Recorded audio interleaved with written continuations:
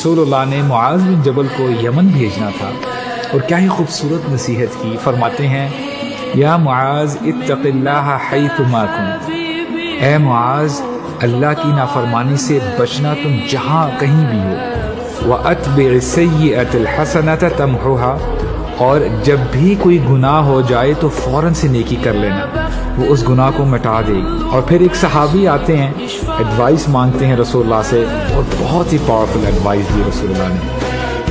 فرماتے ہیں علیک بالایاس مما فی ایدی الناس، جو لوگوں کے ہاتھ میں ہے اس سے منہ موڑ لو. وَإِيَّاكَ وَالطَّمَعَ، اور میں تمہیں لالچ سے خبردار کرتا ہوں، کیونکہ جس شخص کے دل میں لالچ ہے وہ ہمیشہ فقیر ہی رہتا ہے.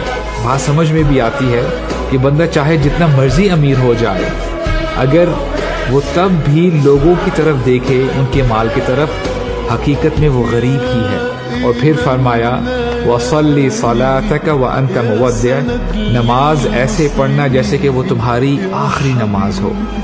وَإِيَّاكَ وَمَا يَعْتَذِرُ مِنْ، کبھی بھی کوئی ایسی بات نہ کہنا جس کے کہنے کے بعد تمہیں ریگریٹ ہو، تمہیں پچھتاوا ہو کہ کاش میں یہ بات نہ کہتا. اور صحابہ کرام کو جب یہ وصیتیں دی جاتی تو کیسے عمل کرتے؟